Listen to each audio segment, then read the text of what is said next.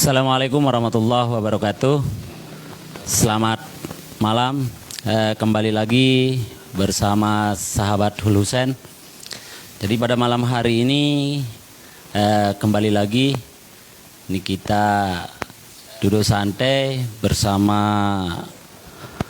sahabat Hul Husen, di mana pada malam hari ini alhamdulillah saya bersilaturahim, ini saya yang datang ke tempatnya Abizara ini ya, Bang Akmal. Selain itu juga alhamdulillah kita bisa duduk santai ini bersama salah satu senior. Saya beda kampus tapi beliau tetap saya katakan senior saya. Karena beliau ini merupakan aktivis yang luar biasa, ex-aktivis kalau bahasanya beliau. Jadi konten kita malam hari ini diskusi santai bersama tokoh muda. Jadi beliau-beliau ini masih muda tapi sudah menjadi tokoh. Ya. Baik, di sebelah kanan saya ada Bung Celes ya, Bung Muhlis biasa tapi nama keren beliau Bung Celes. Assalamualaikum Bung Celes. Waalaikumsalam. Bagaimana kabar? Ini lama kita tidak santai-santai ini setelah kita di Mataram ya. Baru malam ini bisa. Ya, jadi di sebelah juga, di sebelah kiri saya ini jadi lebih muda lagi beliau ini, Bang Akmal. Assalamualaikum Bang. Waalaikumsalam. Bagaimana kabar? Alhamdulillah. Di tempatnya kita pakai. Pokoknya kalau masih ada kopi syafaat aja sehat gitu. Ya, jadi kopi syafaat ya luar biasa. Baik, jadi malam hari ini kita akan santai-santai saja sambil kita menikmati kopi, dan mungkin sahabat Hul Husen dimanapun, jadi bisa nanti mungkin melalui chat untuk kita berdiskusi. Jadi karena banyak ilmu nanti mungkin bisa kita ketepatan beliau ini ketua ya, jadi IKA VMI ya. Sebentar lagi mungkin Bang mau pelantikan atau mau dilantik, luar biasa. Ini sebelum dilantik sudah kita bisa mungkin korek-korek nanti anunya Bang Akmal ya. Jadi kita korek-korek program ke depan beliau bagaimana ikut mendorong pembangunan Lombok Timur mungkin Bang ya. Baik, mungkin diceritakan sedikit Bang. Jadi berbagi nih kepada sahabat Hul Husen. Jadi dari mahasiswa mungkin bagaimana, karena kalau Bang Celes ini kan siapa sih yang tidak kenal gitu kan. Jadi pernah menjadi aktivis dan sekarang menjadi tokoh politik muda juga gitu kan. Mungkin bisa diceritakan ke sahabat Hul Husen sebagai inspirasi mungkin buat teman-teman atau sahabat Hul Husen yang mungkin ini masih sedang berada di bangku kuliah ataupun sedang saat ini sudah selesai kuliah masih menjadi aktivis gitu. Silakan Bang, berbagi Baik, jadi saya tidak tahu mulai dari mana karena sudah jam 22.30-an ini. Iya. Jadi sepertinya untuk kita terlalu serius ini berat. Selain menahan kantuk juga kadang-kadang inspirasinya tidak aktif. Tapi kalau ditodong tadi untuk podcast ya, mumpung mungkin mengisi malam ini sementara ngantuk ya tidak masalah, kita sedikit bincang-bincang ringan saja. Ya, betul. Dan saya harus mulai dari mana ini Bang Hul Husen? Ya. Jadi saya kira begini. Jadi ya dari manapun mungkin mulai dari waktu sebelum jadi ketua Presma di ya.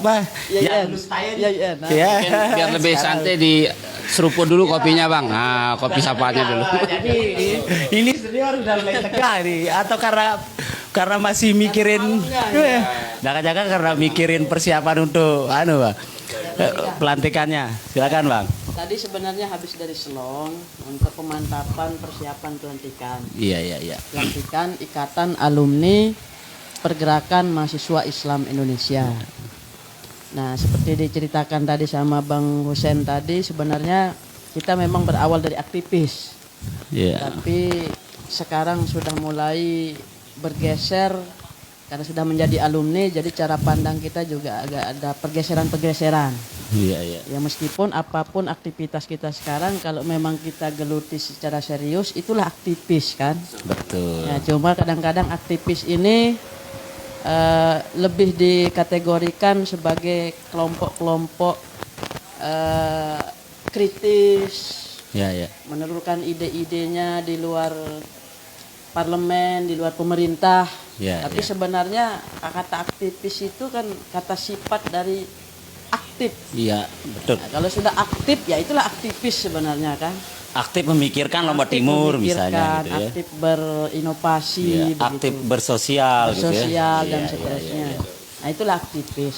Tetapi karena dominan kadang-kadang aktivis menampilkan yang mindset orang aktivis itu yang melakukan Harus gedor gitu baru aktivis gitu ya. gedor, namanya melakukan gerakan-gerakan kritik gitu Iya, kan, demo dan sebagainya. Tapi Iya. sungguhnya enggak.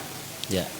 Nah, terus yang kedua, pada usia kita saat ini kan sudah lepas dari simbol-simbol itu, Ya, ya. maka kita sebagai alumni di PMI itu sudah mulai balik ke basic latar belakang kita masing-masing. Betul, betul. Karena betul. kecenderungan kita ini beda-beda. Iya, iya, iya. Meskipun di organisasi itu kadang-kadang lebih dominan doktrin-doktrin politiknya, tetapi kita juga dari latar belakang keahlian atau pendidikan yang beda-beda. Maka alumni PMI ini sekarang tersebar di berbagai sektor atau berbagai ruang. Betul. Ada ruang politik, mereka aktif di partai politik. Kemudian ada yang dunia akademik, aktif menjadi guru dan dosen, sudah tersebar di berbagai kampus dan sekolah, menjadi kepala sekolah, bahkan menjadi pimpinan sejumlah pondok pesantren. Betul, betul, betul. Yang berwirausaha juga mereka menyebar dengan berbagai unit usahanya, dan pada akhirnya tentu dari itu semua menjadi bagian dari peran kita di IKPMI untuk turut membantu pembangunan pemerintah kita begitu. Khususnya di Lombok Timur Khususnya gitu ya. Lombok Timur Ya. dengan bidang kita masing-masing. Baik. Artinya jangan dianggap yang berkontribusi itu adalah mereka yang aktif di pemerintahan baru kita dikatakan ikut membangun gitu. Tetapi kita juga dengan mengembangkan diri di masyarakat juga bagian dari bentuk membantu pemerintah menjalankan pembangunannya. Jadi mengkritik pun kita membantu pemerintah itu ya. Mengkritik pun iya. Ya, luar biasa. Jadi luar biasa ini dari saya juga apa namanya teringat gitu kan. Jadi ketika masa-masa bagaimana kita sedikit agak suara keras ini ketika mengingatkan pemerintah ketika apa yang disampaikan oleh Bang Celes, tapi luar biasa apa yang disampaikan tadi oleh Bang Celes. Jadi ketika berbicara aktivis tidak kita hanya berbicara tentang gedor menggedor gitu kan, tetapi apapun yang kita lakukan saat ini entah itu profesi kita di mana, ketika kita ikut membantu untuk membangun Lombok Timur atau membantu pemerintah itu adalah bagian daripada aktivis. Nah ini kalau dari sisi Bang Akmal memandang ini gitu, mungkin siapa tahu persepsi pandangan beda ini dengan Bang Celes gitu ya. Kalau Bang Akmal sendiri gimana? Saya ingin bercerita dulu sedikit ya. Cerita lagi nih. Ya, cerita sedikit ini. Iya. Nah, Iya. sambil cerita. Jadi Iya. saya sempat penasaran Iya, mana sih yang namanya Bang Celes ini. Iya. Karena hampir setiap hari saya dengar itu di waktu itu kan kebetulan saya aktif di PKH ya. Iya, iya, Kebetulan iya. Teman-teman IKPMI banyak di sana. Dan nama beliau ini tersohor di sana, selalu disebut mana nama Bang Celes. Saya bilang saya penasaran. Kalau di Mataram itu sebentar saya potong. Kalau di Mataram itu masa kuliah siapa yang tidak tahu namanya Bang Celes? Presma Stein saat itu. Oh, gitu subhanallah. kan. Jadi tidak ada yang tidak tahu. Saya pun dengan beda kampus luar biasa. Saya sosok figur beliau luar biasa gitu. Silakan dilanjut. Makanya alhamdulillah qadarullah Allah mempertemukan kita, memperkenalkan kita. Saya pernah main-main ke Alam Art itu, Alamat ya, ke Tabu Lampot dan Sama beliau ya. Ya, Beliau ya. jadi dan alhamdulillah malam ini bisa berkunjung ke tempat kita dan mudah-mudahan tentunya silaturahim kita ini terus berlangsung untuk terutama juga untuk aktif membantu pemerintah di dalam pembangunan ini. Ya, ya. Jadi kalau berbicara masalah aktivis, pergerakan, kemudian organisasi, mungkin saya tidak bisa terlalu banyak berbicara karena ada beliau di depan kita di sini Malu sebagai gitu ya, sebagai karena senior seniornya, gitu ya. betul. Memang kita harus banyak belajar sama beliau. Betul. Hanya saja memang betul apa yang dikatakan tadi, kita ini juga tidak kemudian menjadi aktivis harus seperti tadi gedor-menggedor gitu kan, harus aktif mengkritik misalnya untuk membangun ini. Tapi kita juga ikut aktif membangun, dalam artian kan membangun ini tidak hanya membangun secara fisik Bang ya, tapi juga membangun karakter, membangun keserasian sosial dan lain sebagainya. Ini kan juga yang coba tetap kita lakukan di masyarakat dalam tataran paling rendah, misalnya di dusun, di desa, di masjid. Nah ini yang kita lakukan seperti itu. Baik, Jadi luar biasa ini. kita juga berusaha tetap aktif membantu pemerintah untuk bagaimana sosial ini, terutama Lombok Timur ini tetap kondusif. Ya, seperti itu. Luar biasa ini. Jadi kayaknya malu-malu ini. Apa namanya, dengan persepsi atau pandangan yang berbeda gitu. Karena ada Bang Celes yang lebih senior, nanti dihantam ini sama Bang Celes. Tapi kita santai aja gitu ya. Jadi kalau sudah secara usia lebih senior pasti ini secara pengalaman. Apalagi jadi ngomong-ngomong beliau ini kan pernah jadi TA nih di Senayan sana kan gitu. Jadi apa yang kita tidak tahu dengan beliau gitu ya, karena memang beliau ini fenomenal gitu ya. Baik Bang, jadi apa nih yang bisa dibagi nih sebelum kita nanti fokus ke depan seperti apa dari IKPMII dalam apa namanya masa setelah pasca dilantik, pasti ini udah menyiapkan gitu kan beberapa program, tapi saya belum ke sana ini. Jadi mungkin sebagai inspirasi nih buat sahabat Hulusen ini kan dari pengalaman Bang Celes sendiri nih, kondisi kita nih, karena kita berbicara aktivis, kondisi kita saat ini lebih-lebih nih di masa pandemi ini. Nanti juga Bang Akmal mungkin bisa melihat di masa pandemi ini apa sih yang dilihat berbeda gitu dengan mungkin sebelum pandemi atau mungkin 2010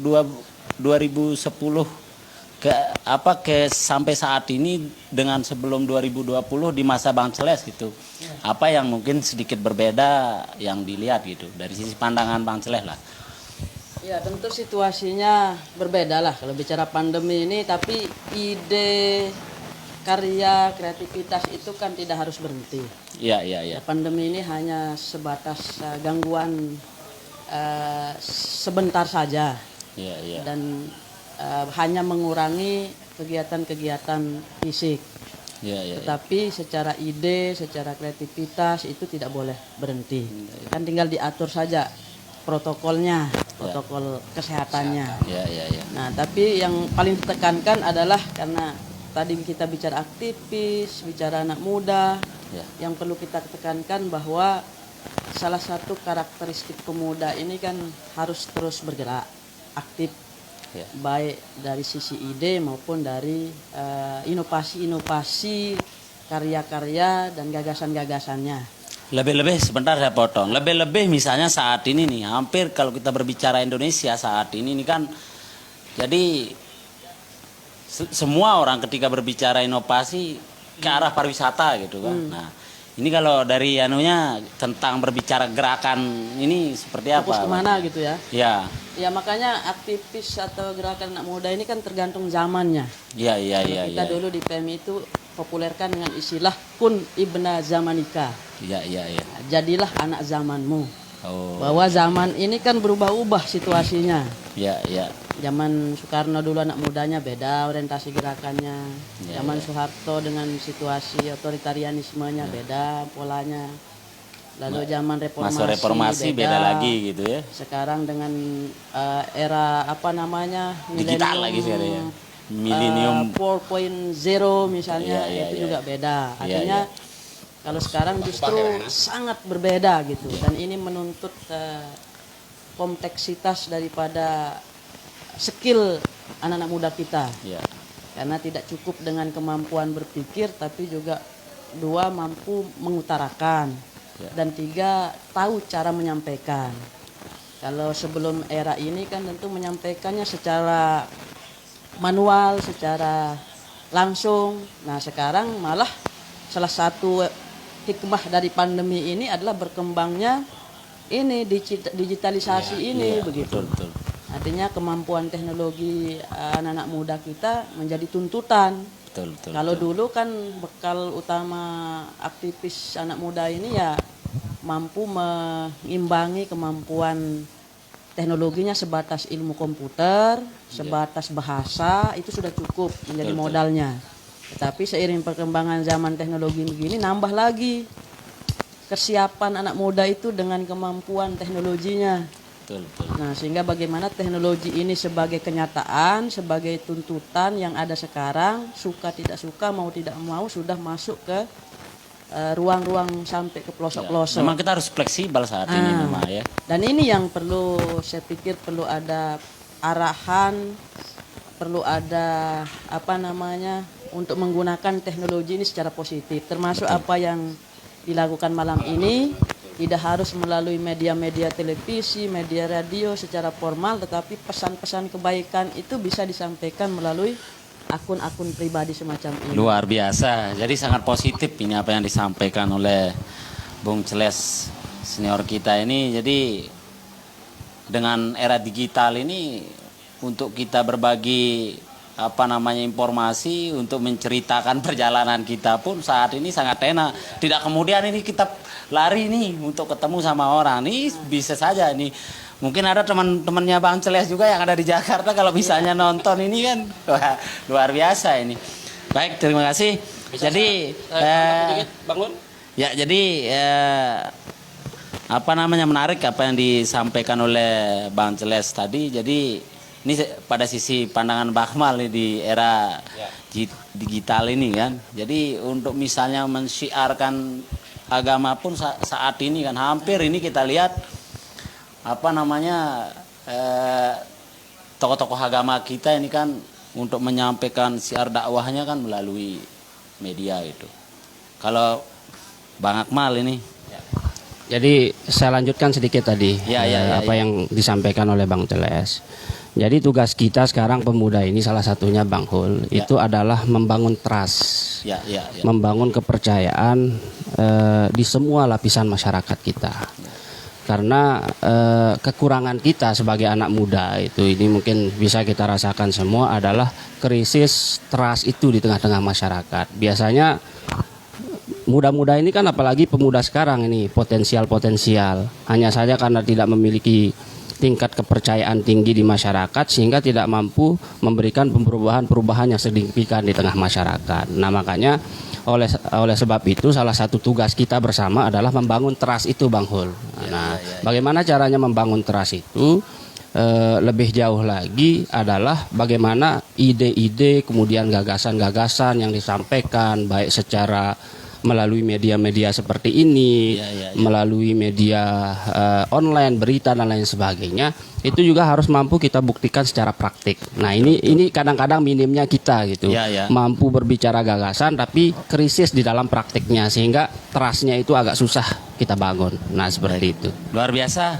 Jadi sebelum kita lanjut sambil ngopi, ini ada di salah satu komen ini. Apakah seniornya Bang Celes ini bisa dilihat Abuya ya. Jadi Tuan Guru Ahmad Subeki Hulaimi, alumninya juga di saya. Salam ini, salam buat yang pakai jaket kuning katanya. Karena masih satu ini Bang. Satu alma maternya. KPMI juga. Iya. Salam dulu makanya. Assalamualaikum Tuan Guru. Karena secara tidak langsung ini juga terpantau oleh Tuan Guru dan kita lepas dari jangkauan dan sekaligus mengundang Bapak Tuan Guru untuk menghadiri acara pelantikan kita hari Senin tanggal 5 April di Alamat Garden.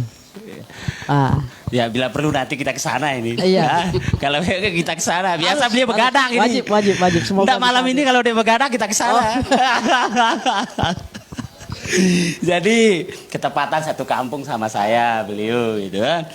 Jadi luar biasa. Jadi malam ini bisa kita silaturahim ini, bisa juga kita saling Bang Celes mungkin sapa-sapa.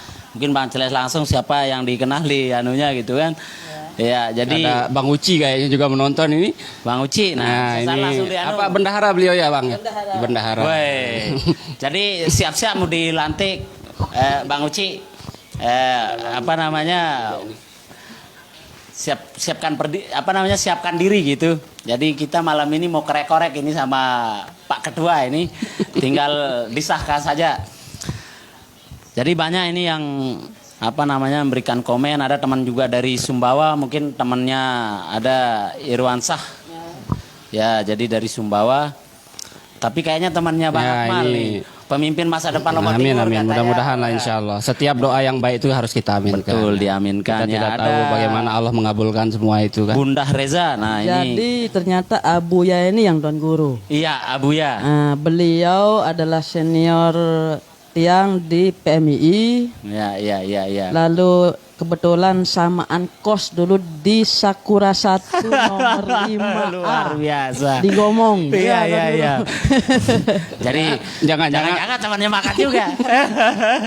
Jangan masak bareng gitu kan, makan bareng gitu ya, ngopi bareng ya. Kapan-kapan ngopi Dan lah. kendaraan beliau masih ingat pakai King. Oh gitu Yang ya. paling ngeributin di kos. Ya.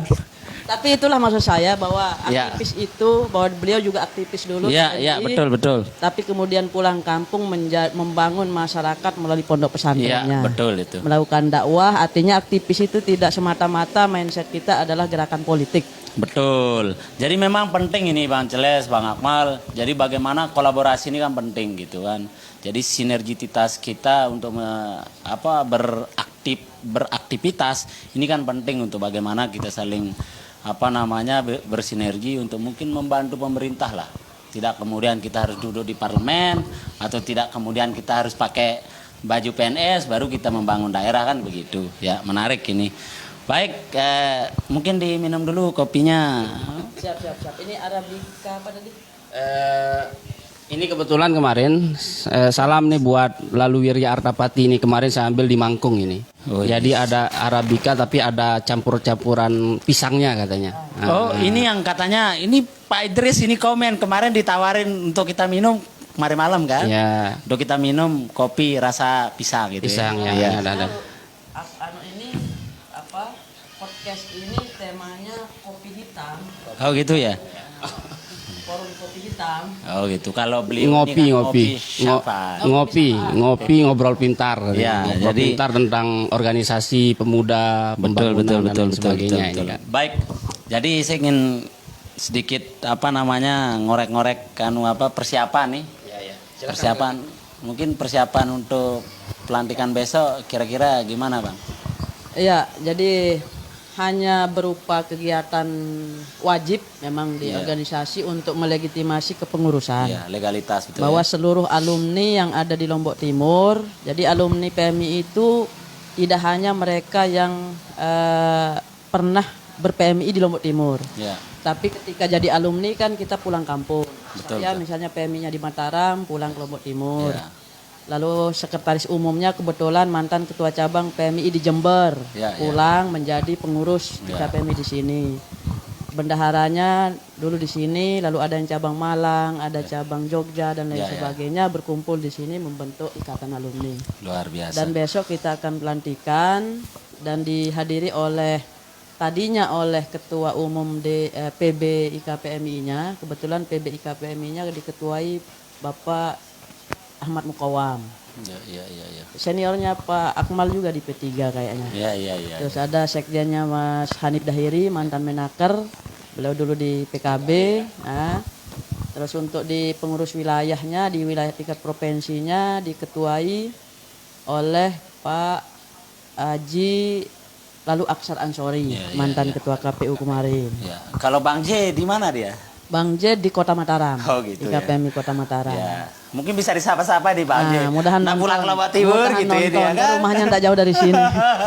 Jangan kelamaan merantau intinya kan. Bangun Kayaknya udah kampung sendiri. Kayaknya udah buat rumah jadi orang Lombok Barat ya.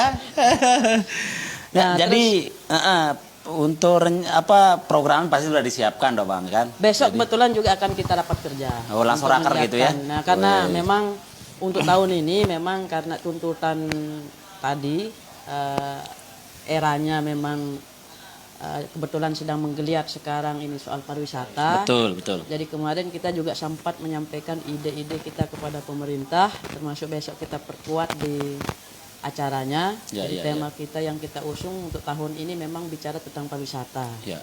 Yaitu- Yo bisa jadi kita besok kerjasama ketepatan kita ada namanya The Wisnu, jadi asosiasi desa wisata Nah, itu Nusantara. dorongannya ke situ. Ya. Jadi konsepnya adalah Ketepatan saya di leadbanknya di situ untuk wilayah Lombok Timur. Promosi kayak ini. konsepnya adalah pariwisata berbasis desa. Ini Ya, ya. sebuah tawaran paradigma pariwisata di Lombok Timur. Ya, ya luar Nah, biasa. kenapa saya bilang begitu? Jadi paradigma ini bagi kita mungkin penting Betul. sebagai cara pandang kita dalam membangun sesuatu. Ya, Nah, kalau kita amati misalnya daerah kita di Lombok Timur, Lombok Tengah, Lombok Utara kan punya karakteristik yang berbeda dalam bidang pariwisatanya. betul. KLU, Lombok Barat, Lombok Tengah ini sudah secara kategori mungkin bisa disebut pariwisata modern Ya, ya. yang lahir dari rekayasa pariwisata. Ya. Nah, sehingga untuk daerah kita yang masih natural begini, ini kan untuk membuat seperti itu kan butuh investor yang banyak. Ya. Dan itu prosesnya lama. Sementara tuntutannya sekarang udah kek Mandalika ada di Lombok Tengah, event MotoGP sudah dekat. Jadi Lombok Timur lebih tepatnya dikategorikan sebagai penyangga. Penyangga, pariwisata. betul. Ya, betul. Nah, tetapi dalam hal ini peran mana yang kita ambil, kategori mana pariwisata yang kita ambil? Apakah kita akan seperti Lombok Tengah, Lombok Barat dan KLU tadi yang sudah modern, Betul, yang butuh proses yang panjang, dan tipologi pariwisata itu adalah bagaimana tamu-tamu ini, bagaimana daerah itu menyesuaikan kebutuhan asing tamu. Ya. Makanya tidak heran kita konsep pariwisata modern ini kan kita kadang-kadang seperti ke barat-baratan, misalnya guide-nya untuk membuat tamu ini cepat beradaptasi. Nah, dan itu pilihan paradigma maksud saya. Betul. Nah, tapi lebih tepatnya misal Lombok Timur itu sebaliknya. Jadi kalau Lombok Timur yang kita lihat adalah bagaimana justru membuat karakteristik tersendiri dengan kondisinya yang saat ini masih alami. Makanya kita dorongannya lebih baik paradigmanya itu adalah pariwisata berbasis desa. Ya. Dengan menekankan kearifan lokal. Jadi Ini menarik ketika kita berbicara kearifan lokal. Artinya budaya-budaya lokal kita bagaimana kita pertahankan, mungkin proses penyambutan kita bagaimana misalnya budaya-budaya kita gunakan gitu kan. lebih ekstrimnya tamu-tamu ini justru kita akan paksa untuk beradaptasi dengan budaya kita, Iya. desain pariwisata kita. Nah, yang ini ada yang lokal. ini sangat menarik ini. Misalnya orang Lombok Timur itu sukanya sambal dalam kulinernya, maka kita paksa bule itu bisa makan sambal, kira-kira begitulah ekstrimnya. Ya. Cuma- Tapi kalau misalnya takarannya kemungkinan kalau kita paksakan pedas sekali kan Nah, susah ini ya. cuma Jadi takarannya mungkin dia ya, Pak. Tantangannya sulit sekali, tamu ini akan beradaptasi dengan Iya, itu. Tapi kalau memang kita bertahan dengan karakteristik itu dan itu menjadi tanda kutip jualan kita, tapi itu yang menarik membuat orang lain penasaran gitu. Betul. Sehingga itulah kemudian pariwisata berbasis desa ini dorongannya adalah bagaimana desa-desa ini didorong untuk mengelola pariwisata berbasis desanya melalui BUMDes dan Pokdarwis. Dan mungkin di beberapa desa Lombok Timur ini sudah mulai mengembangkan itu Bang Itu. ya termasuk kembang kuning kan mempertahankan ya kearifan-kearifan lokal sehingga orang-orang menjadi penasaran. ya Hanya saja maksud daya saya tarik, perlu ya. ada semacam kalau memang sudah jalan paradigmanya, maksud saya ada semacam proses penguatan melalui pendataan. Ya, betul. Misalnya dengan 250 desa yang ada di Lombok Timur, 54 desa, itu kan tidak semua harus menjadi desa wisata. ya. Diidentifikasi mana yang masuk kategori desa wisata pantai, desa wisata gunung, wisata budaya, wisata religi misalnya. Jadi dari 254 desa itu ada ketemu 50 desa yang berpotensi untuk itu. Menjadi nah, ini yang desa dibina wisata, betul. subhanallah. Ya, sepakat. Jadi Matang mungkin konsepnya ini, Bang. penting memang pemetaan. Ini kan pemetaan gitu maksudnya Bang Jeles kan. Artinya mana yang memang menjadi potensi dari 200 sekian desa yang ada misalnya di Lombok Timur, fokus misalnya lebih-lebih berbicara pada konteks bagaimana apakah posisi kita Lombok Timur selaku penyangga gitu misalnya kan.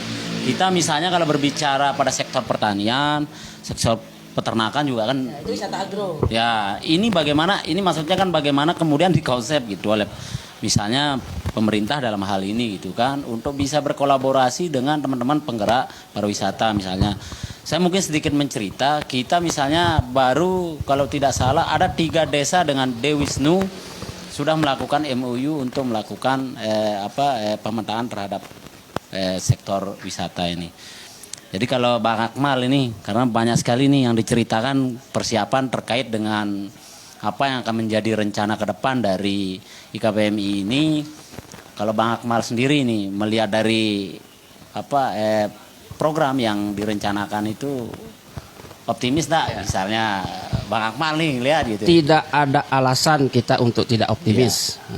Karena salah satu sifat daripada pemuda, lebih-lebih pemuda muslim itu memang harus optimis. Ya. Kalau tidak optimis itu jangan jadi pemuda. Loyo-loyo itu suruh banyak ngopi aja biar banyak optimisnya begitu kan. Cuma kalau saya ngantuk datang ke sini. Ya, makanya terbuka untuk siapapun Kopi Syafaah ini kan, sambil kita berbicara begini, ngobrol-ngobrol begini. Apalagi sambil mencoba untuk ngerosting sendiri. Iya betul. Makanya kalau berbicara wisata, kalau saya tidak terlalu banyak paham lah wisata, tapi paling senang berwisata. Penikmat wisata. Ya. Karena hampir sama istri dan anak itu kalau ndak berwisata 1 minggu itu stres juga rasanya itu. Makanya kalau bisa berjalan ini konsep-konsep yang dikembangkan oleh Ketua IKPMI ini, ya nanti kita yang menikmati juga gitu kan. Luar biasa. Jadi saya kira ini kalau misalnya pemerintah dalam hal ini tutup mata, nggak maju-maju berarti Bang. Artinya bagaimana nih dari konsep yang ditawarkan dari IKPMI, kemudian beberapa penggiat-penggiat juga untuk kemudian berkolaborasi gitu kan, bagaimana untuk kita lebih-lebih ketika kita berbicara Mandalika misalnya, ini sudah di depan mata kita ini. Kalau kita tidak siapkan diri gitu Bang. Nah ini apa yang kemudian kalau dari pandangannya Bang Celes ini, pemerintah dalam hal ini nih melihat ketika sudah ada di depan mata ini, ketika kita berbicara pada sektor pariwisata, apa yang kemudian harus disiapkan cepat oleh pemerintahan? Apakah perlu SDM-nya atau memang penataannya atau seperti apa kalau menurut Bang Celes sendiri misalnya? Yang dilihat kondisi saat ini gitu. Saya yakin pemerintah sudah mengambil tindakan, Ya. sudah memikirkan dan sudah dikelilingi oleh para ahli. Ya. Tetapi kan IKPMI sebagai lembaga eksternal kan perlu juga memberikan pandangan-pandangan. Nanti mungkin ada masuk sebagian idenya atau bagi seluruhan itu bagus.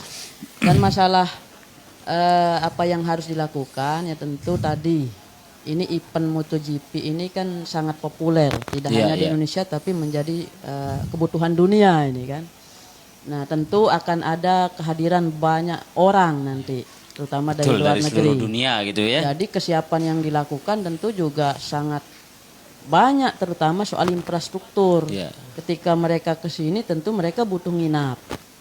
Artinya sejauh mana kesiapan kita tentu dengan sejumlah itu mampu tidak menampung penginapan khusus di Lombok Tengah sebagai kawasan utara induknya.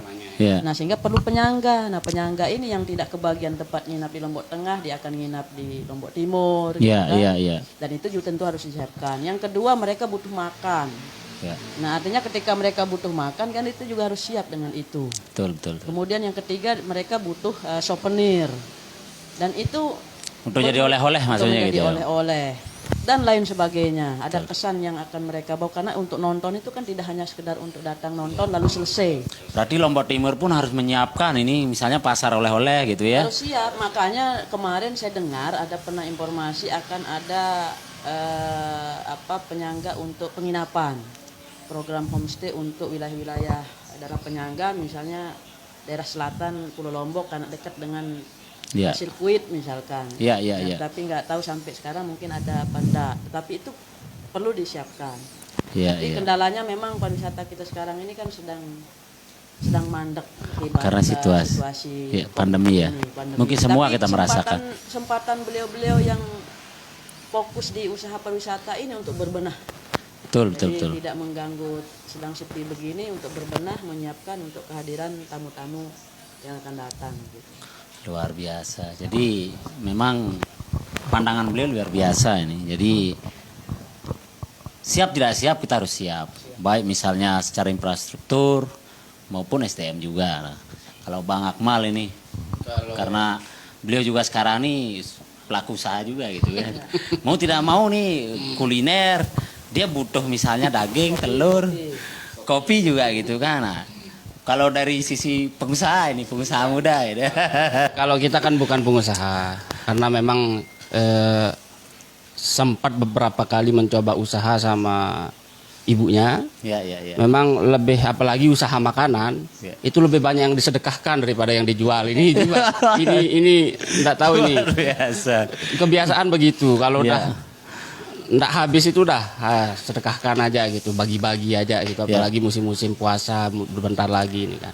Cuma kalau saya Bang Hul sedikit saja masukan buat mungkin Ketua IKP PMI juga yang akan mengembangkan, mencoba mengembangkan wisata berbasis desa ini adalah bagaimana seperti yang dikatakan tadi, kearifan lokal itu memang harus tetap dipertahankan. Artinya jangan sampai kemudian kita ini justru yang tergerus oleh budaya-budaya mereka yang datang ke sini. Justru bagaimana kita yang gitu ya. Bagaimana budaya-budaya yang beradaptasi gitu mungkin Bang. Ya, budaya-budaya kita bisa menjadi nilai tersendiri buat mereka sehingga oh memang Lombok Timur ini begini nih.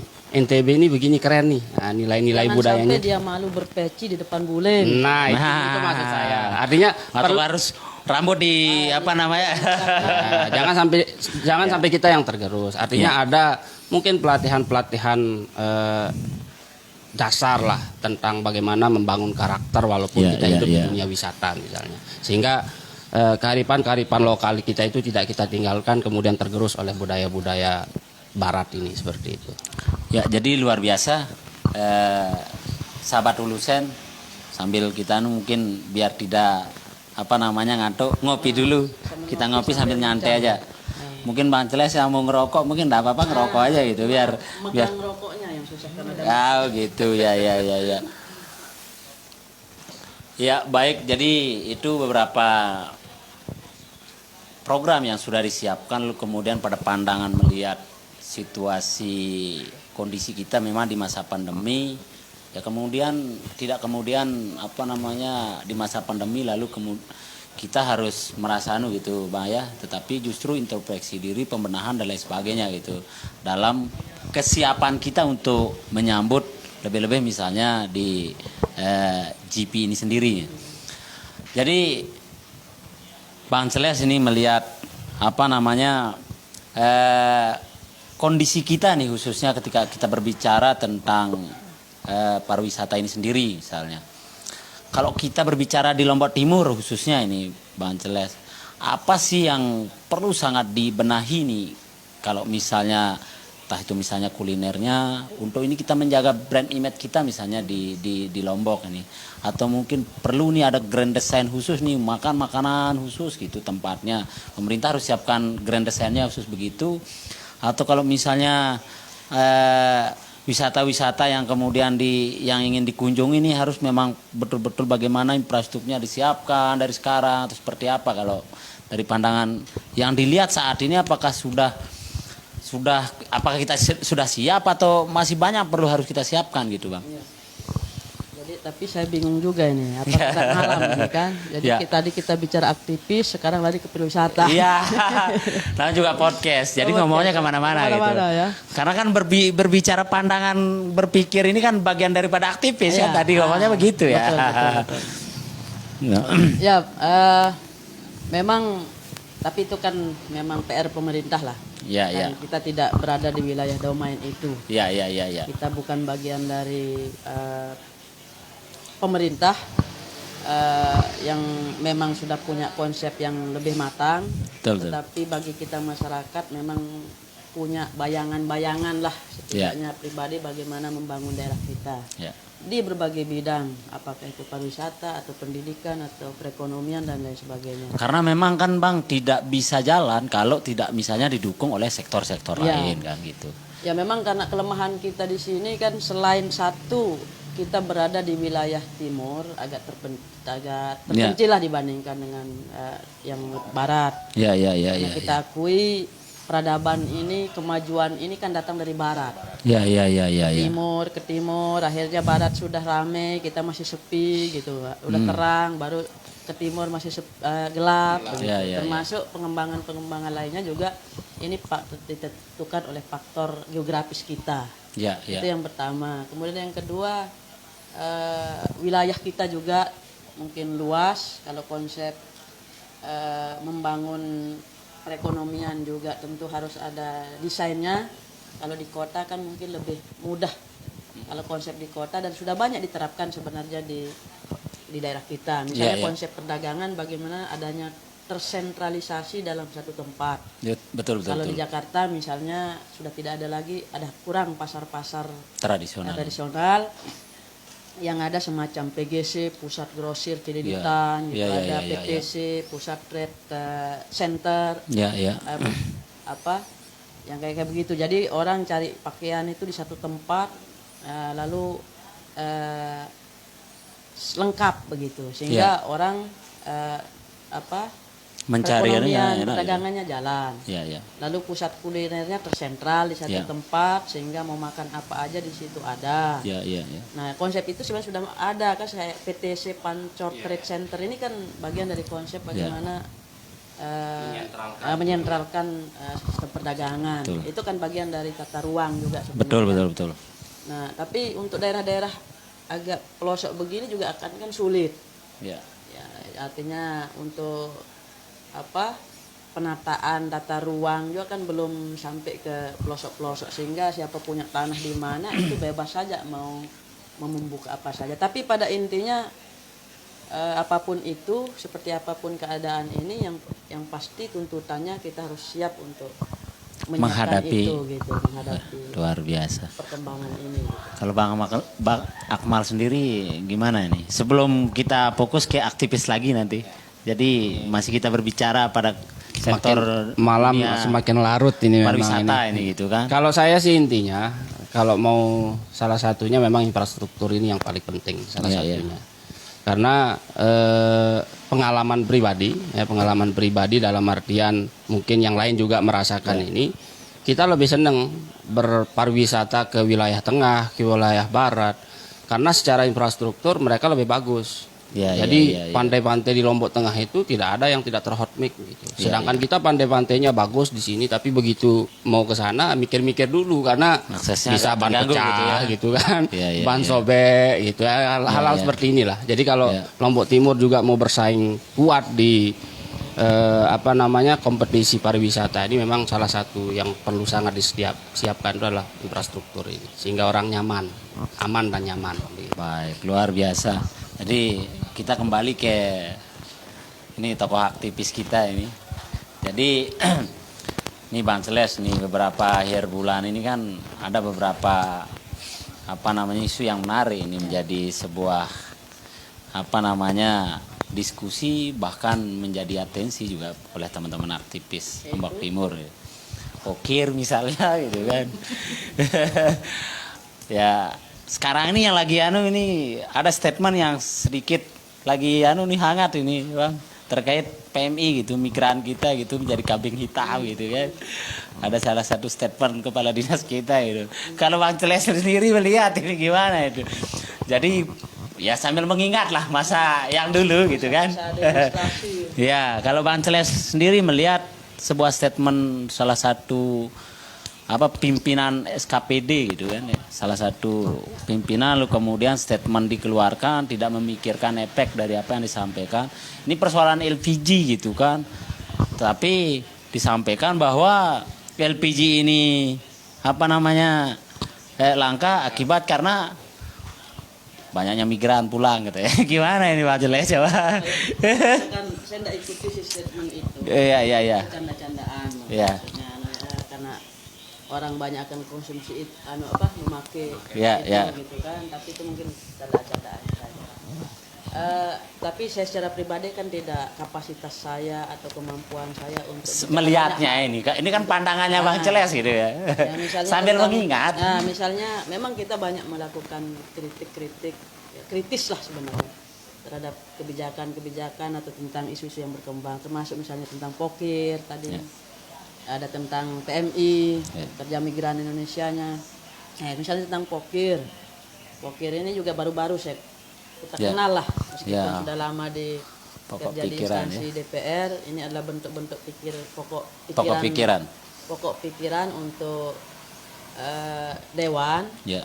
Jadi sebenarnya itu kan disebut pokok pikiran kan ini hasil dari serap aspirasi dari reses-reses yang dilakukan oleh dewan. Ya. Jadi misalnya di sebuah reses ada permintaan ke dewan, karena masyarakat ini nggak tahu peran dan fungsi dewan ini sebenarnya. Apakah hanya, padahal substansinya kan beliau adalah penyambung aspirasi masyarakat ke pemerintah. Yang membangun itu kan sebenarnya pemerintah, bukan DPR. Mati kayaknya nanya, Pak.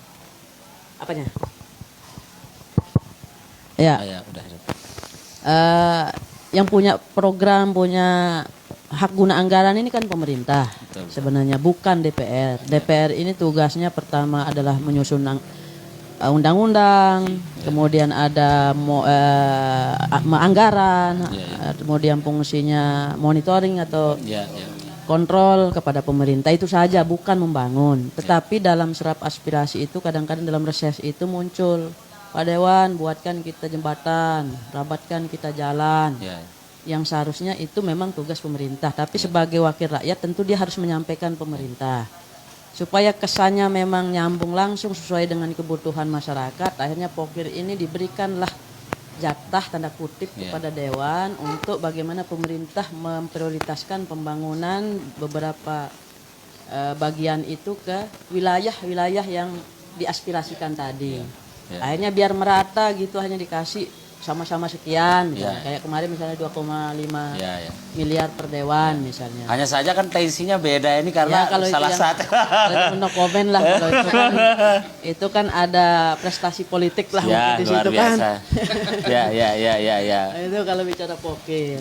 Dan itu memang hak masyarakat, dan mereka dan dewan tentu tidak memegang anggaran itu kan. Tetap yang megang adalah pemerintah. Betul. Hanya nitip Pak pemerintah. Jangan karena ada simbiosis di situ ya. Kan punya sama-sama punya kepentingan gitu. Ya itu secara politik iya. Tetapi secara normatifnya memang itu mesti dilakukan sebagai pihak yang turun langsung kepada masyarakat mendengar aspirasinya. Iya. Nah, kemudian yang kedua tentang PMI. Yang kedua tentang PMI, pekerja migran. Di sini kan kalau bicara peraturan perundang-undangan kita kan sudah sangat ideal lah apa-apa ini. Sudah dibahas di DPR dengan sangat rapi, dengan melalui proses yang panjang, kajian akademik, para ahli pakar ini sudah membahasnya. Tapi kadang-kadang kan ini terkait dengan faktor bisnis juga, di mana perusahaan-perusahaan penyalur tenaga kerja ini juga berkepentingan untuk mendapatkan keuntungan yang banyak lah dari kegiatannya ini gitu. Sehingga kadang-kadang juga ada perusahaan yang tanda kutip nakal, yang padahal misalnya sebut saja di suatu negara. Berarti tidak ada hubungannya ini migran pulang dengan langkanya berarti gitu ya? Dengan LPG. Ya. Kalau itu candaan mungkin. Kayak dianggap serius ya. Namanya. Ya. Memang zaman-zaman baper sekarang nih Bang. Kalau saya selalu saya katakan lebih baik lapar daripada baper. Kalau lapar kita bisa makan gitu kan. Kalau baper gimana? Kalau baper nih susah. Oh, gitu. Kadang-kadang susah tidur dibikin nih. Nah itu yang kalau susah tidur bahaya, apalagi ditambah dengan kopi.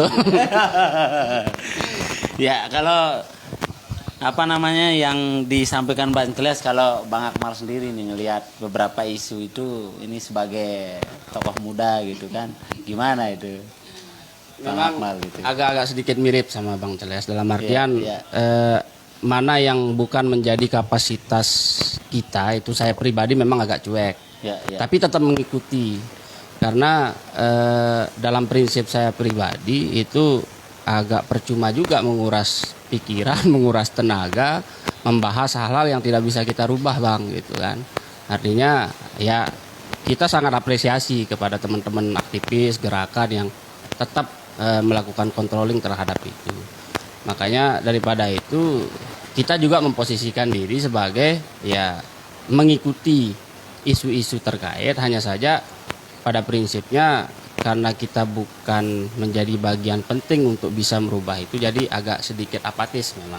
Agak sedikit apatis dalam artian bukan kemudian cuek, tapi ya mudah-mudahan lah nanti ada waktunya Allah memberikan kita kesempatan untuk bisa merubah hal-hal yang seperti itu. Baik, jadi sesungguhnya kita ingin berpanjang lebar untuk bisa berdiskusi dengan tokoh muda kita ini yang memang luar biasa pemikiran-pemikiran beliau ini, tetapi karena waktu di terakhir ini mungkin sebagai closing statement, mungkin Bang, harapan mungkin selaku ketua yang segera akan dilantik ini ya termasuk mungkin untuk pemerintah juga bisa berkolaborasi dengan KPMI. Silakan Bang.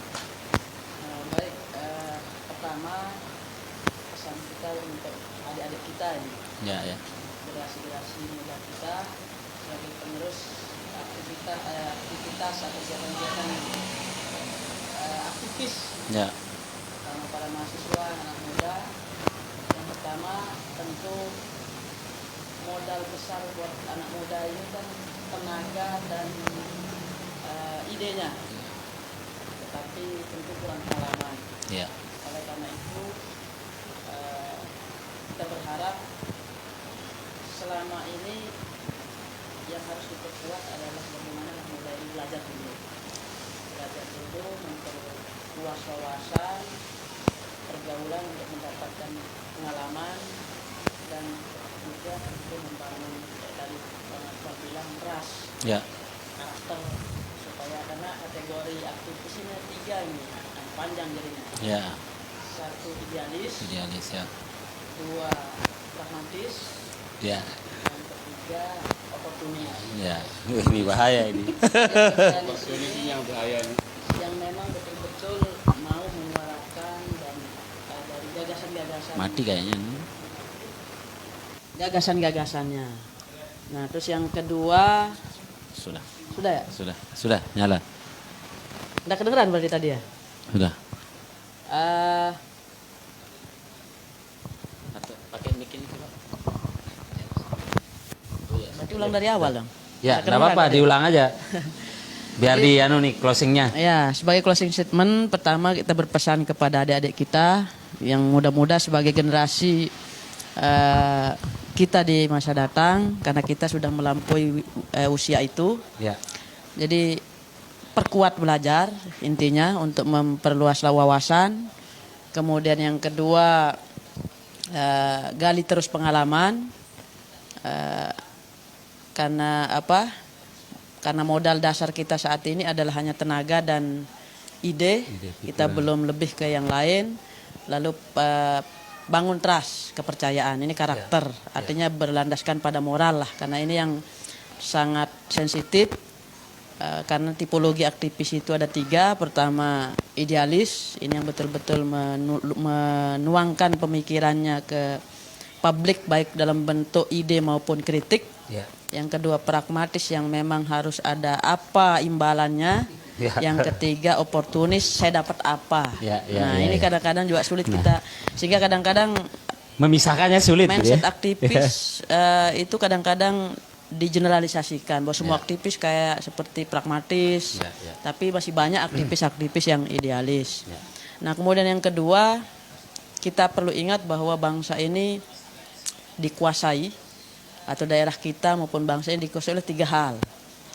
Pertama intelektual, yang kedua power atau kekuasaan, yang ketiga adalah finance atau uang, kekayaan.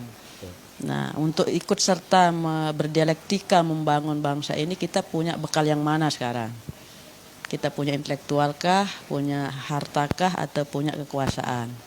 Nah, lalu mana yang harus kita kejar duluan? Nah, ini yang perlu kita persiapkan untuk diri kita yang muda-muda ini. Jangan sampai yang muda ini larut seperti kita tahu-taunya sadar sudah melampaui usia muda. Padahal seharusnya usia 35 itu adalah puncak 35-40 itu puncak kejayaan untuk kita nikmati hasil kerja keras kita. Subhanallah. Tetapi kita larut dan lalai sehingga kita tidak sadar ternyata sekarang 40 kita belum berbuat apa-apa. Nah, sehingga itu perlu kita sadari oleh adik-adik kita, sehingga usia SMA, kuliah itu betul-betul dimanfaatkan untuk membangun wawasan, pengalaman, dan moral tadi. Dan itu menjadi bekal kita menghadapi akhir zaman ini, kan begitu. Ya. Terima kasih. Ya. Mungkin terakhir Bang Akmal sebelum kita akhiri. Sedikit menyambung apa yang sudah disampaikan oleh senior saya, kanda saya Bang Muhlis Hasim, ini Bang Celes. Jadi intinya kita sebagai pemuda ini Bang Hul Husen harus mulai saat ini itu harus berani mengambil resiko, harus bisa memanfaatkan kesempatan dan harus berani mengambil peran di tengah-tengah semua dimensi kehidupan kita ini. Nah untuk dan untuk mengambil peran ini adalah tadi itu bagaimana kita bisa membangun kepercayaan di tengah-tengah lingkup sosial kita, salah satunya dengan cara menyeimbangkan antara konsep dan praktik. Karena selama ini kita hanya pintar berteori tapi tidak pintar mempraktikkan teori itu. Pintar berkonsep tapi tidak mampu membuktikan konsep-konsep kita itu. Karena saya pernah berproses dalam salah satu organisasi tapi tidak menemukan keseimbangan itu, akhirnya saya pribadi keluar. Nah ini yang perlu kita dorong, bagaimana antara fikir dan praktek ini harus berjalan seimbang sehingga kita pemuda ini bisa mengambil peran di tengah-tengah masyarakat sehingga perubahan yang kita inginkan itu bisa kita capai. Terima kasih.